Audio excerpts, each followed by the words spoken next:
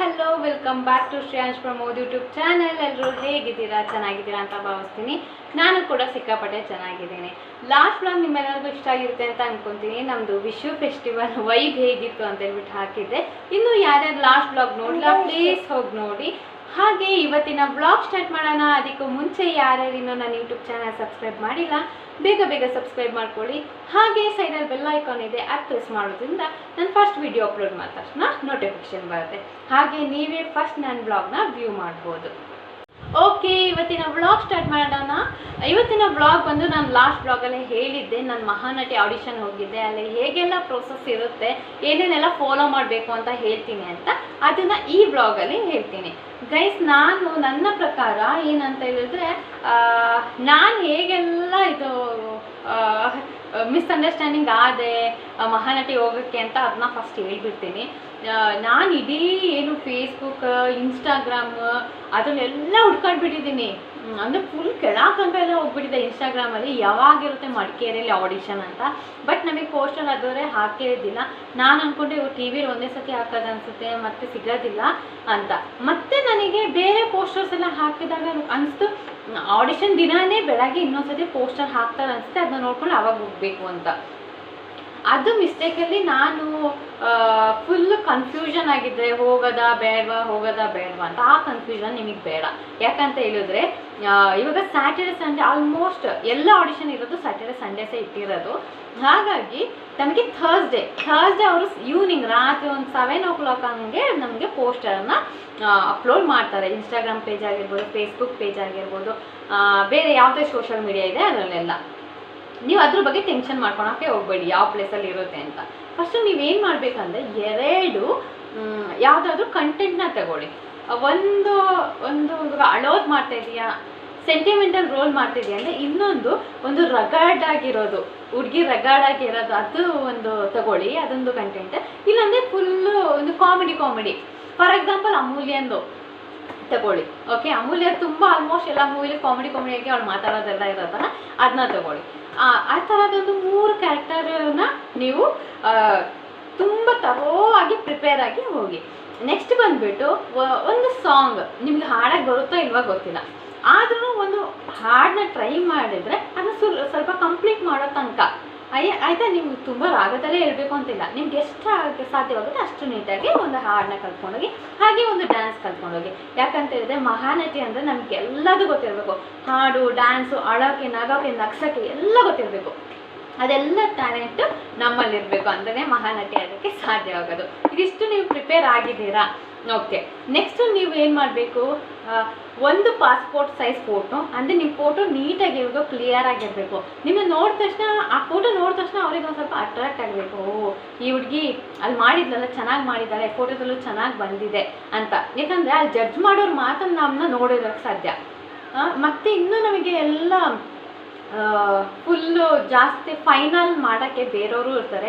ಅವರು ನಮ್ಮ ಫೋಟೋಸು ನೋಡ್ತಾರೆ, ನಮ್ಮ ವೀಡಿಯೋಸು ನೋಡ್ತಾರೆ. ಹಾಗಾಗಿ ನಾವು ಫೋಟೋಸು ಚೆನ್ನಾಗಿ ಕೊಡೋದು ತುಂಬಾ ಇಂಪಾರ್ಟೆಂಟ್ ಆಗುತ್ತೆ ಅಂತ ನನ್ನ ಅನಿಸಿಕೆ. ಮತ್ತು ಇನ್ನೊಂದು, ನಮ್ಮದು ಆಧಾರ್ ಕಾರ್ಡ್ ಜೆರಾಕ್ಸ್ನ ಖಂಡಿತವಾಗ್ಲೂ ತಗೊಂಡು ಹೋಗಲೇಬೇಕು. ಯಾಕಂದರೆ ಆಧಾರ್ ಕಾರ್ಡಲ್ಲಿರೋ ಪ್ರೂಫ್ ಇಟ್ಕೊಂಡೇ ಅವರು ನಮ್ಮನ್ನ ಅಲ್ಲಿ ಕಂಟೆಸ್ಟ್ ಮಾಡೋಕ್ಕೆ ತಗೊಳಕ್ಕೆ ಸಾಧ್ಯವಾಗೋದು. ಮತ್ತು ಇನ್ನೊಂದು ಬಂದುಬಿಟ್ಟು ಏನಂದರೆ, 2 ಕಡ್ಡಾಯವಾಗಿ ಫೋನ್ ನಂಬರ್ ಇರಬೇಕು. ಒಂದು ನಮ್ಮದಾಗಿರಬೇಕು, ಇನ್ನೊಬ್ಬರು ನಮ್ಮ ಜೊತೆ ಯಾರಾದರೂ ಇರ್ತಾರೆ.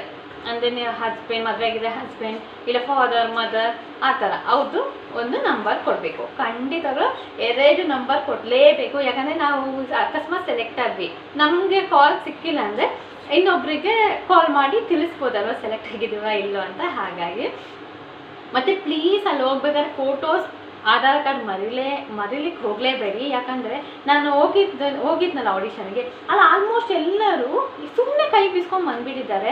ಅಲ್ಲಿರೋರ್ಗಿದ್ರು ನೀವು ಏನು ನೋಡ್ಕೊಂಡು ಬಂದ್ರಿ, ನಿಜವಾಗ್ಲೂ ನೀವು ಇಂಟ್ರೆಸ್ಟ್ ಕೊಟ್ಟು ಬಂದಿದ್ದೀರಾ ಅಂತ. ಸ್ಟಾರ್ಟಿಂಗೇ ನಮ್ಮ ಇಂಪ್ರೆಷನು ಬ್ಯಾಡ್ ಆಗಿರಬಾರ್ದಲ್ವಾ. ಅವ್ರು ಅಷ್ಟು ನೀಟಾಗಿ ನಮಗೆ ಆ ಪೋಸ್ಟರಲ್ಲಿ ಮೆನ್ಷನ್ ಮಾಡಿದ್ದಾರೆ, ನಿಮ್ಮ ಐಡೆಂಟಿಟಿ ಬೇಕು, ಹಾಗೆ ಪಾಸ್ಪೋರ್ಟ್ ಸೈಜ್ ಫೋಟೋ ಬೇಕು ಅಂತ. ಅಷ್ಟು ಹೇಳಿನೂ ನಾವು ತಗೊಂಡೋಗಿಲ್ಲ ಅಂದರೆ ಅವ್ರದ್ದು ತಲೆಯಲ್ಲಿ ಅದೇ ಒಂದು ನೆಗೆಟಿವ್ ಆಗಿ ಓಡುತ್ತೆ. ಹಾಗಾಗಿ ಅದೊಂದು ತಗೊಂಡು ಹೋಗೋದು ತುಂಬಾ ಒಳ್ಳೆಯದು ಅಂತ ಹೇಳ್ತೀನಿ. ನಾವು ಯಾವುದಾದ್ರೂ ಕೆಲಸ ಮಾಡ್ತಿದ್ದೀವಿ ಅಂತ ಹೇಳಿದ್ರೆ ನಾವು ಲೇಟಾಗಿರ್ತೀವ? ಇಲ್ಲ ಅಲ್ಲ, ಎಲ್ಲದಕ್ಕಿಂತ ಮುಂಚಿತವಾಗಿ ಇರ್ತೀವಿ.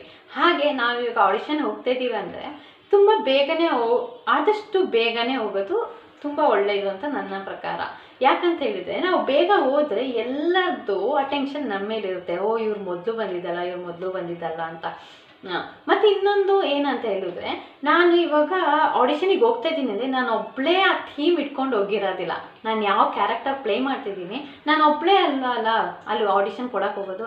ನನ್ನಂತ ತುಂಬ ಲಕ್ಷಾಂತರ ಜನ ಬರ್ತಾರೆ. ಅಷ್ಟು ಜನನು ನನ್ನಲ್ಲಿ ನಾನು ತಗೊಂಡು ಹೋಗಿರೋ ಕಂಟೆಂಟೇ ಅವರೂ ಪ್ಲೇ ಮಾಡ್ತಾರೆ ಅಲ್ವಾ. ಅದಕ್ಕೆ ನಾವು ಫಸ್ಟೇ ಹೋಗ್ಬಿಟ್ರೆ ಆ ಕಂಟೆಂಟ್ ನಾನೇ ಫಸ್ಟ್ ಮಾಡ್ತಾ ಇರೋದು. ಓಕೆ, ಇವಾಗ ಈ ಪ್ಲೇಸ್ ನಾನು ಮಡಿಕೇರಿಲಿ ಮಾಡ್ತೀನಿ ಅಂದರೆ ಆ ಕಂಟೆಂಟ್ ನಾನೇ ಫಸ್ಟ್ ಮಾಡ್ತಾ ಇರೋದು, ನಾನೇ ಪ್ಲೇ ಮಾಡೋದು ತುಂಬ ಒಳ್ಳೆಯದು. ಅಂದರೆ ಅವ್ರ ತಲೆಯಲ್ಲೇ ಕೂತ್ಕೊಳ್ತೇವೆ, ಓ ಈ ಹುಡುಗಿ ಇದು ಪ್ಲೇ ಮಾಡಿದ್ದು ಫಸ್ಟ್ ಒಬ್ಳು ಹುಡುಗಿ ಬಂದಿಲ್ಲಲ್ಲ ಅವಳು ಅಂತ ಅಲ್ವಾ. ಹಾಗಾಗಿ ಆದಷ್ಟು ಬೇಗ ಹೋಗೋಕ್ಕೆ ಟ್ರೈ ಮಾಡಿ. ನಾನು ಬೇಗನೆ ಹೋಗಿದ್ದೆ. ಹೋಗ್ಬಿಟ್ಟು ಅಲ್ಲಿ ಹೋಗಿ ನೋಡಿದ್ರೆ ಯಾರೂ ಬಂದಿಲ್ಲ. ಆಡಿಷನಿಗೆ ಇರೋರು ಸಹ ಇನ್ನೂ ಬಂದೇ ಇಲ್ಲ. ಹೋಗ್ಬಿಟ್ಟು ವೆಯ್ಟ್ ಮಾಡಿದೆ. ಆಮೇಲೆ ಸ್ವಲ್ಪ ಜನ ಬಂದರು. ನೀವು ಜೀ ಕನ್ನಡ ಚಾನಲಲ್ಲಿ ನೋಡ್ಬೋದು. ಅವ್ರ ಸೆಲ್ಫಿ ಸ್ಟ್ಯಾಂಡ್ ಆಗಿರ್ಬೋದು, ಮಹಾನಟಿ ಅನ್ನೋದು ಪೋಸ್ಟರ್ ಆಗಿರ್ಬೋದು, LED ಪ್ಲೇ ಮಾಡೋದು ಬ್ಯಾಕ್ ಸೈಡ್ ಬ್ಯಾಕ್ಗ್ರೌಂಡ್ಗೆ ಕೂತ್ಕೊಳ್ಬೇಕು, ಅದೆಲ್ಲ ಬಂದು ಅವಾಗಷ್ಟೇ ಅವ್ರು ಅರೇಂಜ್ ಮಾಡ್ತಾಯಿದ್ರು. ಆಮೇಲೆ ಅಲ್ಲಿ ಇರೋರೆಲ್ಲ ಕೇಳ್ತಿದ್ರು ಎಷ್ಟೊತ್ತಿಗೆ ಬಂದ್ರಿ ಅಂತ. ನಾನಿದ್ದೆ ಬೆಳಗ್ಗೆ ಬೇಗನೆ ಬಂದುಬಿಟ್ಟೆ ಸರ್ ಅಂತ ಎಲ್ಲ. ಅದಕ್ಕೆ ಇಷ್ಟು ಬೇಗ ಯಾರಾದರೂ ಬರ್ತಾರ, ನಾವೇ ಇನ್ನೂ ಪ್ರಿಪೇರೇ ಮಾಡಿಲ್ವಲ್ಲ ಅಂದರು. ಅದಕ್ಕೆ ಬೇಗ ಬಂದಷ್ಟು ಒಳ್ಳೇದು ಅನಿಸ್ತು ಹಾಗಾಗಿ ಅಂತ ಹೇಳಿದ ತಕ್ಷಣ ಅವ್ರು ಹೇಳಿದ್ರು ಗುಡ್, ಒಳ್ಳೇದಾಯಿತು, ಈ ಥರ ರೆಸ್ಪಾನ್ಸಿಬಿಲಿಟಿ ಆಗಿ ಇರಬೇಕು ಏನಾದರೂ ನಾವು ಏನಾದರೂ ವರ್ಕ್ ಮಾಡ್ತಿದ್ದೀವಿ ಅಂತ ಅಂದರೆ ಅಂತ ಹೇಳಿದರು. ಆವಾಗ ನನಗೆ ಸ್ವಲ್ಪ ಖುಷಿ ಆಗಿಬಿಡ್ತು. ಮತ್ತು ನೆಕ್ಸ್ಟ್ ಏನಂತ ಹೇಳಿದ್ರೆ, ಅಲ್ಲಿ ಒಬ್ಬರು ಸರ್ ಇದ್ದರು. ಓಕೆ, ಅವರೇ ನಮಗೆಲ್ಲ ಇದು ಫಾರ್ಮ್ ಕೊಡ್ತಾರೆ ಫಿಲಪ್ ಮಾಡೋಕ್ಕೆ. ಅವ್ರು ಫಸ್ಟ್ ನನಗೆ ಕೇಳಿದರು ಏನು ನಿನ್ನ ಹೆಸರೇನು ಅಂತ. ನನ್ನ ಹೆಸರು ದಿವ್ಯಾ ಅಂತ ಹೇಳಿದೆ. ಆಮೇಲೆ ನನ್ನ ಬ್ಯಾಕ್ಗ್ರೌಂಡ್ ಎಲ್ಲ ಕೇಳಿದ್ರು ಅವರು. ನಾನು ಹೇಳಿದೆ ನಾನು ಮ್ಯಾರಿಡ, ಹಿಂಗೆ ಮಡಿಕೇರಿಯಲ್ಲಿ ಸೆಟಲ್ ಆಗಿದ್ದೀವಿ, ನನಗೆ 3.5 years ಒಬ್ಬ ಮಗ ಇದ್ದಾನೆ, ಹಂಗೆಲ್ಲ. ಮದುವೆ ಆಗಿದೆಯಾ ಹಂಗೆ ಹಿಂಗೆ ಅಂದರು. ನನಗೆ ಫಸ್ಟು ಒಂದು ಕನ್ಫ್ಯೂಷನ್ ಇತ್ತು, ಮದುವೆ ಆದವ್ರು ಆಡಿಷನ್ ಅಟೆಂಡ್ ಮಾಡ್ಬೋದಾ ಅಂತ. ಅದಕ್ಕೆ ನಾನು ಹೋಗಿ ಅವ್ರಿಗೆ ಕೇಳಿದೆ, ಸರ್ ಮದುವೆ ಆದವ್ರು ಆಡಿಷನ್ ಅಟೆಂಡ್ ಮಾಡ್ಬೋದು ಅಂತ. ಹಾಂ, ಅಟೆಂಡ್ ಆಗ್ಬೋದು, ಏಜ್ ಮಾತ್ರ ಮ್ಯಾಟರ್ ಅಂತ. ಏಜ್ ಇರೋದು ಬಂದು 18 years to 28 years ಅವರೇ. ಅದಕ್ಕೆ ಅವ್ರು ಹೇಳಿದ್ರು ನಿನ್ನ ಏಜ್ ಮಾತ್ರ ಮ್ಯಾಟರ್ ಆಗೋದು, ಮದುವೆ ಆಗಿಲ್ಲ ಅದೇನೂ ಕನ್ಸಿಡರ್ ಮಾಡಲ್ಲ ಅಂತ. ಅವಾಗ ಸ್ವಲ್ಪ ನನಗೆ ಓಕೆ ಹಂಗಾರೆ ನಾನು ಪಾರ್ಟಿಸಿಪೇಟ್ ಮಾಡ್ಬೋದು ಅಂತ ಸ್ವಲ್ಪ ಖುಷಿ ನನಗೆ. ಆದಮೇಲೆ ಅವರೆಲ್ಲ ನನ್ನ ಜೊತೆ ತುಂಬ ಚೆನ್ನಾಗೆಲ್ಲ ಮಾತಾಡ್ತು. ಆಮೇಲೆ ಹೇಳಿದ್ರು ಬ್ರೇಕ್ಫಾಸ್ಟ್ ಮಾಡ್ಕೊಂಡು ಬಂದ್ರ ಅಂದರು. ಇಲ್ಲ ಸರ್ ಅಂದೆ. ಹಾಗಾದರೆ ಬ್ರೇಕ್ಫಾಸ್ಟ್ ಮಾಡ್ಕೊಂಬನ್ನಿ, ನಿಮ್ಮದೇ ಫಸ್ಟ್ ಕೊಡ್ತೀನಿ ಅಂತ. ಅದಕ್ಕೆ ನಂದು ಫಸ್ಟ್ ಬೇಡ ಸರ್, ನನಗೆ ಒಂದು 4th ಇಲ್ಲ 5th ಹಾಗೆ ಕೊಡಿ ಅಂತ ಹೇಳಿದೆ. ಯಾಕೆ 4th ಇಲ್ಲ 5th ಕೊಡಿ ಅಂತ ನಾನು ಹೇಳಿದೆ ಅಂತ ಹೇಳಿದರೆ, ಇವಾಗ ಅವರು ಆವಾಗಷ್ಟೇ ಬಂದಿರ್ತಾರೆ, ಮತ್ತು ಅವರು ಮೈಕ್ ಸೆಟಪ್ ಮಾಡಬೇಕು, ಮತ್ತು ಕ್ಯಾಮ್ರಾ ಅದೆಲ್ಲ ಕರೆಕ್ಟಾಗಿ ಫಿಕ್ಸ್ ಮಾಡಿ ಇಡಬೇಕು. ನಾನು ಫಸ್ಟೇ ಹೋಗ್ಬಿಟ್ರೆ ನಾನು ಹೋದ ತಕ್ಷಣ ನನ್ನ ಮೇಲೇ ಪ್ರಯೋಗ ಮಾಡ್ತಾರೆ. ಈಗ ಮೈಕ್ ಕರೆಕ್ಟ್ ಹಾಕಿದೆಯಾ, ವಾಯ್ಸ್ ಚೆಕ್ ಮಾಡೋದಾಗಿರ್ಬೋದು, ಸ್ಕ್ರೀನಲ್ಲಿ ನಾನು ಚೆನ್ನಾಗಿ ಬರ್ತಿದ್ದೀನಾ, ಒಂದು 3-4 ಟೇಕೆಲ್ಲ ತೊಗೊಳೋ ಚಾನ್ಸಸ್ ಎಲ್ಲ ಇರುತ್ತೆ. ಹಾಗಾಗಿ ಮತ್ತು ಇನ್ನೊಂದು ಏನಂತ ಹೇಳಿದ್ರೆ, ನಾವೇ ಮುಂಚೆ ಹೋಗ್ಬಿಟ್ರೆ ಒಂದು ಸ್ವಲ್ಪ ಹೆದರಿಕೆ ಸ್ಟಾರ್ಟ್ ಆಗಿಬಿಡ್ತು. ಏನು ಮಾಡೋದಪ್ಪ, ಹೆಂಗೆ ಮಾಡೋದು, ಒಂದು ಸ್ವಲ್ಪ ಭಯ. ನನಗೆ ಭಯ ಇರೋದ್ರಿಂದ ನಾನೇನು ಮಾಡಿದೆ, ಒಂದು 4th ಇಲ್ಲ 5th ಇದರಲ್ಲಿ ಹೋಗೋಣ ಅಂತ. ನಿಮಗೆ ಭಯ ಇಲ್ಲ ಅಂದರೆ ನೀವು ಬೇಗ ಹೋದರೆ ನೀವು ಬೇಗನೆ ಕಂಡಕ್ಟ್ ಮಾಡಿ. ಓಕೆ, ಬೇಗನೆ ಪರ್ಫಾರ್ಮ್ ಮಾಡಿ, ತುಂಬಾ ಒಳ್ಳೆಯದು. ನಾನು ಅದೊಂದು ಮಿಸ್ಟೇಕ್ ಮಾಡಿಬಿಟ್ಟೆ, ನಾನು ಅದು ಮಾಡಬಾರ್ದಿತ್ತು. ಅದಕ್ಕೆ ನಿಮಗೆ ಹೇಳ್ತಾ ಇದ್ದೀನಿ. ನಾನು ಆ ಥರ ಎದುರ್ಕೊಂಡು ಏನು ಮಾಡಿಬಿಟ್ಟೆ, 4th ಇಲ್ಲ 5th ಕೊಡಿ ಸರ್ ಅಂತ ಹೇಳಿದೆ. ಓಕೆ ಅಂತ ಹೇಳ್ಬಿಟ್ಟು ಅವ್ರು ಫಸ್ಟ್, ಆಮೇಲೆ ನನ್ನಿಂದ ಹಿಂದೆ ಬಂದವ್ರನ್ನೆಲ್ಲ 1 2 3 4 ತನಕ ತಗೊಂಡ್ರು. ಆವಾಗ ಫಸ್ಟ್ ನಮಗೆ ಕರೆದಾಗ ಏನು ಕೊಡ್ತಾರೆ ಅಂತಂದರೆ, ಫಸ್ಟ್ ಏನು ಮಾಡ್ತಾರೆ, ನಮ್ಮದು ಹೆಸರು ತಗೊತಾರೆ, ನಮ್ಮ ಏಜ್ ಎಷ್ಟು ಅಂತ ಕೇಳ್ಕೊತಾರೆ, ಒಂದು ಅಟೆಂಡೆನ್ಸ್ ಬುಕ್ ಥರ ಇರುತ್ತೆ, ಅದರಲ್ಲಿ ಡೀಟೇಲ್ಸ್ ಬರ್ಕೊಳೋದು. ಆಮೇಲೆ ನಮ್ಮದು 2 ಕಾಂಟ್ಯಾಕ್ಟ್ ನಂಬರ್ ಕೇಳ್ತಾರೆ, ಅದನ್ನ ಬರ್ಕೊತಾರೆ. ಆಮೇಲೆ ಏನು ಮಾಡ್ತಾರೆ, ಜೀ ಕನ್ನಡ ಅನ್ನೋ ಸೀಲ್ನ ನಮಗೆ ರೈಟ್ ಹ್ಯಾಂಡಿಗೆ ಹೊಡಿತಾರೆ. ನೀವು ಲೆಫ್ಟ್ ಹ್ಯಾಂಡ್ ತೋರ್ಸೋಕೆ ಹೋಗ್ಬಿಡಿ, ರೈಟ್ ಹ್ಯಾಂಡಿಗೆ. ನೀವು ಲೆಫ್ಟ್ ತೋರಿಸಿದ್ರು ಅವ್ರು ರೈಟ್ ಹ್ಯಾಂಡ್ ಇಟ್ಕೊಂಡು ರೈಟ್ ಹ್ಯಾಂಡಿಗೆ ಸೀಲ್ ಹೊಡಿತಾರೆ ಜೀ ಕನ್ನಡದು. ಅದಾದಮೇಲೆ ನೆಕ್ಸ್ಟ್ ನಿಮಗೆ ಒಂದು ಫಾರ್ಮ್ ಕೊಡ್ತಾರೆ. ಫಾರ್ಮ್ನ ಫಿಲಪ್ ಮಾಡೋಕ್ಕೆ ಹೇಳ್ತಾರೆ. ಫಾರ್ಮಲ್ಲಿ ಏನೇನು ಡೀಟೇಲ್ಸ್ ಇರುತ್ತೆ ಅಂತ ಹೇಳ್ತಾ ಹೋಗ್ತೀನಿ. ಫಸ್ಟು ನಿಮ್ಮ ಹೆಸರು ಇರುತ್ತೆ, ನಿಮ್ಮ ಹೆಸರು ಕೇಳಿರ್ತಾರೆ. ಆಮೇಲೆ ತಂದೆ ಹೆಸರು, ತಾಯಿ ಹೆಸರು. ನೆಕ್ಸ್ಟು ನಿಮಗೆ ಮದುವೆ ಆಗಿದೆಯಾ ಅಂತ ಅದೊಂದು ಕ್ವಶನ್ ಇರುತ್ತೆ. ಅದಾದಮೇಲೆ ನಿಮ್ಮ ಫೇವ್ರೆಟ್ ಹೀರೋ ಯಾರು, ಹೀರೋಯಿನ್ ಯಾರು, ನಿಮಗೆ ಇಷ್ಟಪಡೋ ಮೂವಿ ಯಾವುದು, ಮತ್ತು ಪಾತ್ರ ಯಾವ ಥರ ನೀವು ಇಷ್ಟಪಡ್ತೀರಾ, ನೀವು ಇಲ್ಲಿಗೆ ಬರೋಕ್ಕೆ ಯಾರು ಸ್ಫೂರ್ತಿ, ನಿಮ್ಮ ಫ್ಯಾಮಿಲಿಯಲ್ಲಿ ಯಾರಾದ್ರೂ ಈ ಥರ ಮೂವಿಯಲ್ಲೆಲ್ಲ ಇದಾರೆ ಆ್ಯಕ್ಟರ್ ಆಗಿರೋ ಆ್ಯಕ್ಟರಸ್ ಯಾರಾದರೂ ಇದ್ದಾರ ಅಂತ ಆ ಥರ ಕೇಳ್ತಾರೆ. ಮತ್ತು ನಿಮ್ಮ ಪ್ಲೇಸ್ ಯಾವುದು, ಈ ಥರನೇ ಬರೀ ಇದು ಏನು ಈ ಮೂವಿಗೆ ಸಂಬಂಧಪಟ್ಟಂತೆ ಜಾಸ್ತಿ ಕೇಳ್ತಾರೆ. ಮತ್ತು ತಂದೆ ತಾಯಿದು ಕೆಲಸ ಏನು ಅಂತ ಕೇಳ್ತಾರೆ. ಇದರೆಲ್ಲ ಫುಲ್ ಡೀಟೇಲ್ಸ್ ಎಲ್ಲ ಆಗಿರುತ್ತೆ. ನೀವು ನೀಟಾಗೆಲ್ಲ ಫಿಲ್ ಮಾಡಾದ್ಮೇಲೆ ಆಮೇಲೆ ನೆಕ್ಸ್ಟ್ ಆರ್ಡರ್ ವೈಸ್ ಕರೀತಾರೆ. ನೀವು ಹೋಗಿ ಫಾರ್ಮ್ನ ಕೊಟ್ಟಾದ್ಮೇಲೆ ಅವ್ರ ಫಾರ್ಮ್ನ ಇನ್ನೊಂದು ಸತಿ ರೀಚೆಕ್ ಮಾಡ್ತಾರೆ. ಚೆಕ್ ಆದಮೇಲೆ ನೀವು ಯಾವುದೋ ಒಂದೂ ಬಾಕಿ ಬಿಡೋಂಗಿಲ್ಲ. ಮತ್ತು ಇನ್ನೊಂದು ಕೇಳ್ತಾರೆ, ನೀವು ಆಡಿಷನಲ್ಲಿ ಪಾರ್ಟಿಸಿಪೇಟ್ ಇದಕ್ಕಿಂತ ಮುಂಚೆ ಮಾಡಿದ್ದೀರಾ ಇಲ್ವಾ, ಇವಾಗ ನೀವು ಇದು ನಿಮ್ಮ ಸಾಧನೆಗಳು ಏನು, ಆ ಥರ ಎಲ್ಲ ಒಂದು ಕ್ವಶನ್ಸ್ಗಳು ಇರುತ್ತೆ. ನಾರ್ಮಲ್ ನೀವು ಈ ಮಾಡಿದ್ದೀನಿ ಅಂದರೆ ಮಾಡಿದ್ದೀನಿ ಅಂತ ಬರೀರಿ, ಮಾಡಿಲ್ಲ ಅಂದರೆ ಮಾಡಿಲ್ಲ ಅಂತಲೇ ಬರೀರಿ. ನೀವು ಪಾರ್ಟಿಸಿಪೇಟ್ ಮಾಡಿದ್ದೀನಿ, ಅಲ್ಲಿ ಮಾಡಿದ್ದೀನಿ, ಇಲ್ಲಿ ಮಾಡಿದ್ದೀನಿ ಅಂತ ನೀವು ಸುಮ್ಮನೆ ಎಲ್ಲ ಕತೆ ಪುರಾಣ ಬರ್ತಿಟ್ರೆ ಅದೆಲ್ಲದನ್ನು ಚೆಕ್ ಮಾಡ್ತಾರೆ. ಅವ್ರಿಗೆಲ್ಲ ಡೀಟೇಲಾಗಿ ಚೆಕ್ ಮಾಡಿನೇ ಅವ್ರು ನಿಮ್ಮನ್ನ ನೆಕ್ಸ್ಟ್ ಆಡಿಷನ್ಗೆ ಕರ್ಕೊಳಕ್ಕೆ. ಓಕೆ, ನಾವು ಸುಳ್ಳು ಹೇಳ್ಬಿಟ್ಟು ಅವ್ರಿಗೆ ನಿಜಗಳು ಎಲ್ಲ ಗೊತ್ತಾಗ್ಬಿಡುತ್ತೆ. ಓಕೆ, ಇವಾಗಿರೋ ಸೋಷಲ್ ಮೀಡಿಯಾ ಇದರಿಂದ ನಾವೇನು ಮಾಡಿದ್ರೂ ಗೊತ್ತಾಗುತ್ತೆ. ನಾವು ಸುಳ್ಳು ಹೇಳಿದ್ರು ಗೊತ್ತಾಗುತ್ತೆ, ನಿಜ ಹೇಳಿದ್ರು ಗೊತ್ತಾಗುತ್ತೆ. ಹಾಗಾಗಿ ಡೀಟೇಲ್ಸ್ನ ನೀಟಾಗಿ ಕೊಡಿ. ಅದು ಎಲ್ಲ ಅವ್ರು ಚೆಕ್ ಮಾಡಿದ್ರು ಮಿಸ್ಟೇಕ್ ಇದ್ದರೆ ಅವರೇ ಹೇಳ್ತಾರೆ. ಓಕೆ, ನೀವೇನಾದ್ರು ಬ್ಲ್ಯಾಂಕ್ ಬಿಟ್ಟಿದ್ರು ಫಿಲ್ ಮಾಡ್ಕೊಂಡು ಬರೋಕ್ಕೆ ಹೇಳ್ತಾರೆ. ಅದೆಲ್ಲ ಫಿಲ್ ಮಾಡಾಗಾದ್ಮೇಲೆ ಅವ್ರು ನೆಕ್ಸ್ಟ್ ನಮಗೆ ಕೊಡೋದು ಈ ಥರ ಒಂದು ಬ್ಯಾಚ್ ಕೊಡ್ತಾರೆ. ಇಲ್ಲಿ ನಂದು MDK ಮಡಿಕೇರಿ 005, ನಂದು ಟೋಕನ್ ನಂಬರ್ ಬಂದು 5 ಆಗಿತ್ತು. ಇದನ್ನು ನಮ್ಗೆ ಅಲ್ಲೇ ಹಂಚ್ಕೊಳಕ್ಕೆ ಕೊಡೋದಿಲ್ಲ. ಆಮೇಲೆ ಏನು ಮಾಡ್ತಾರೆ ಅಂದರೆ 10 ಮೆಂಬರ್ಸ್ ಒಂದು ಸೈಡ್ ಮಾಡ್ತಾರೆ, 10 ಮೆಂಬರ್ಸ್ ಇನ್ನೊಂದು ಸೈಡ್, 2 ರೂಮಲ್ಲಿ ಆಡಿಷನ್ ನಡೆಯುತ್ತೆ. ಒಬ್ರೊಬ್ರನ್ನೇ ಕರೆದು ಆಡಿಷನ್ ಮಾಡ್ತಾರೆ. ಈಗ 1 to 4th audition ಮಾಡಾಯಿತು. Next 5th ನಾನು ಹೋಗಿದ್ದೆ. ನನಗಿಂತ ಮುಂಚೆ 4th ಏನಿದ್ಲು ಅವಳು ನಾನು ಯಾವ ಕಂಟೆಂಟ್ ತಗೊಂಡೋಗಿದ್ದೆ ಸೇಮ್ ಅಂದರೆ ಸೇಮಾಗೆ ಸೇಮ್ ಪ್ರಿಪೇರ್ ಮಾಡ್ಕೊಂಡು ಬಂದುಬಿಟ್ಟಿದ್ಲು. ಒಂದು ನಾನು ಭ್ರೂಣ ಹತ್ಯೆ ಆ ಕಾನ್ಸೆಪ್ಟ್ ಮೇಲೆ ಒಂದು ಕಂಟೆಂಟ್ ಮಾಡ್ಕೊಂಡು ಹೋಗಿದ್ದೆ.